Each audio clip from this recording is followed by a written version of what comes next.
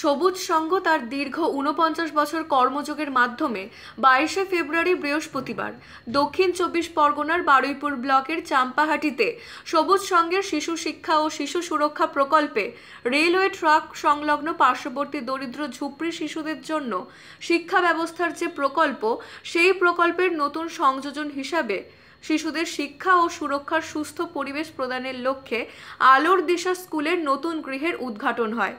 এই অনুষ্ঠানে দাতা সংগঠন ইন্ডিয়ান হিলফে জার্মানি প্রতিনিধিগণ উপস্থিত ছিলেন।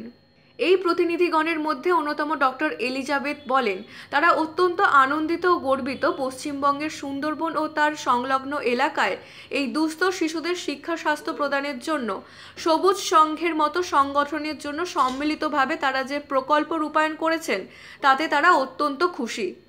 তিনি আরও বলেন, তারা যে সহযোগিতা করেছে তার সঠিক ব্যবহারের মাধ্যমে একটি সুন্দর স্কুল গৃহ নির্মাণ হয়েছে, যা শিশুদের পাঠদানের জন্য অত্যন্ত উপযুক্ত।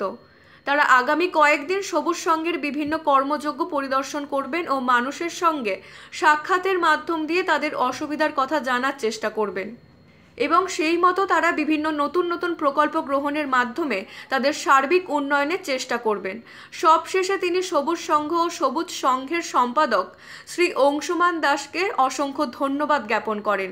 সংগঠনের সম্পাদক শ্রী অংশুমান দাস বলেন, তারা অত্যন্ত ভাগ্যবান যে ইন্ডিয়ান হিলফের মতো দাতা সংগঠনের সহায়তায় তারা এই সমস্ত হতদরিদ্র শিশুদের শিক্ষাদানের ব্যবস্থা করতে পেরেছেন।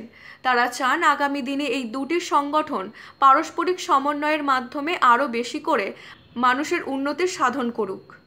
দক্ষিণ ২৪ পরগনা থেকে বিশ্বজিৎ নস্করের রিপোর্ট, U Bangla TV. U Bangla TV, হৃদয় ছুঁয়ে যায়।